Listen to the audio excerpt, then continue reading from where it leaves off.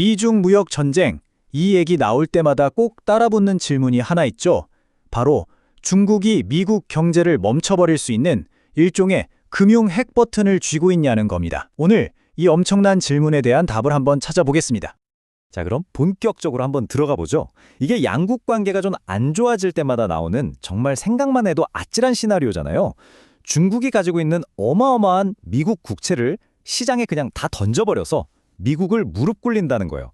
근데 이게 과연 그렇게 간단한 문제일까요? 지금 보시는 그래프가 그 규모를 딱 보여주는데요. 일본이랑 중국, 이 두 나라가 미국의 가장 큰 해외 채권자입니다. 뭐랄까, 미국 주식회사의 지분을 제일 많이 가진 1대 2대주주라고 생각하시면 딱 맞아요.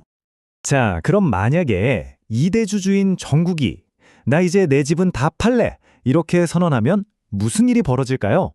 시장이 벌벌 떠는 건 바로 걷잡을 수 없는 도미노 효과입니다. 자, 이론적으로는 이런 그림이 그려지는 거예요.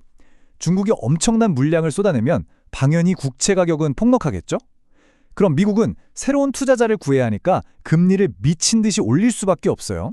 이건 곧바로 정부, 기업, 그리고 우리 같은 개인들의 대출이자가 폭등한다는 뜻이고 결국 미국 경제 전체가 멈춰 설 수도 있다는 거죠. 이게 그냥 하는 말이 아닌 게 얼마 전에 일본이 국채를 판다는 아주 작은 소문 하나에 시장이 거의 패닉에 빠졌었어요. 나중에 알고 보니까 그냥 한 연기금이 자산을 살짝 조정한 거였는데도 말이죠.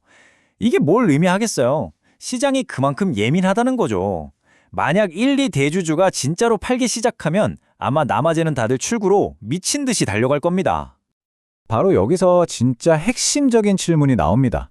과연 이 국채라는 무기가 정말로 쏠 수 있는 무기일까요?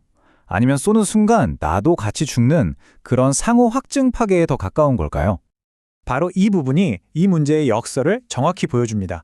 중국이 미국 국채를 던지는 순간 자기들이 아직 들고 있는 나머지 국채 가치도 같이 폭락해요. 자기 금고에 불을 지르는 거죠. 또 최대 고객인 미국 시장을 자기 손으로 망가뜨리는 셈이고요. 근데 진짜 제일 치명적인 건 따로 있어요. 수조 달러를 팔아서 위안화를 사들이면 어떻게 될까요? 위안화 가치가 너무 올라서 중국의 수출 기반 경제가 그냥 통째로 무너져 내릴 수 있습니다. 미국도 이걸 너무 잘 알죠? 재무장관의 말이 아주 명확합니다. 누가 감히 국채 시장을 무기로 쓰려고 하면 우리 중앙은행, 즉 연준이 나설 거야 라는 거죠. 연준은 말 그대로 무제한으로 달러를 찍어내서 시장에 풀린 국채를 싹 다 사들일 수 있어요. 이렇게 되면 중국의 공격은 그냥 무력화되는 거고 동시에 안 그래도 폭등하는 위안화 가치에 기름을 붓는 꼴이 되는 겁니다.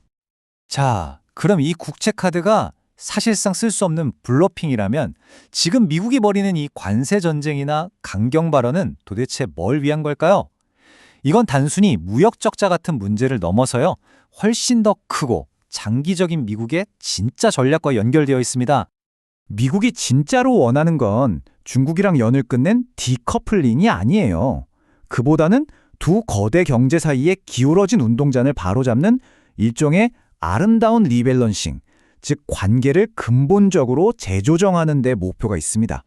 목표는 바로 이겁니다. 한마디로 역할을 바꾸자는 거죠. 미국은 맨날 물건 사주는 세계의 소비자 역할에서 벗어나서 다시 물건을 만드는 제조업 강국이 되려고 하는 거고요. 동시에 중국에게는 이제 세계의 공장 노릇은 그만하고 자국민들이 더 많이 소비하는 거대한 내수 시장으로 바뀌라고 압박하는 겁니다. 그럼 중국이 어떻게 더 많이 소비하게 만들 수 있을까요? 방법은 바로 중국의 금융시장을 활짝 열게 만드는 겁니다. 외국 자본이 중국으로 막 들어가면 위안화 가치는 오를 수밖에 없고 중국 사람들 입장에서는 수입품이 더 싸지겠죠. 자연스럽게 중국 경제가 수출보다는 내수 중심으로 돌아가게끔 유도하는 거예요. 자, 그런데 문제가 뭐냐면 설령 미국이 원하는 걸 다 얻어낸다고 해도 그 과정이 너무 거칠었다는 거예요. 이런 공격적인 전략은 결국 미국에게도 장기적으로 상당한 대가를 치르게 할 수 있습니다. 미국은 심지어 자기한테 돈을 빌려준 최대 채권국들, 즉 동맹국들한테까지 관세를 매기는 식의 강압적인 방법을 쓰고 있거든요. 이런 행동은 결국 동맹들의 신뢰를 잃게 만들고 미국의 가장 큰 자산 중 하나인 바로 이 소프트 파워를 스스로 깎아먹는 일이 되고 있습니다. 리더를 믿을 수 없게 되면 어떻게 될까요? 당연히 자기들끼리 따로 모이겠죠. 실제로 많은 나라들이 미국의 이런 예측 불가능한 정책에서 스스로를 보호하려고 아예 미국을 빼고 CPTPP 같은 새로운 무역 그룹을 만들고 있어요. 자기들만의 별도 대화방을 만드는 거죠. 여기서 우리가 기억해야 할 핵심은 바로 이겁니다. 채권국들이 기존에 샀던 국채를 당장 팔지는 못하더라도 앞으로 미국이 새로 발행하는 국채를 예전처럼 막 사주지는 않을 거라는 점이죠. 그 말은 결국 미국이 앞으로 돈을 빌리려면 더 비싼 이자를 줘야 할지도 모른다는 뜻입니다. 우리가 알던 그 초저금리 시대가 어쩌면 영원히 끝난 건지도 모릅니다. 그래서 우리는 마지막으로 이런 질문을 던지게 됩니다. 세계 경제의 균형을 다시 맞추려는 미국의 전략.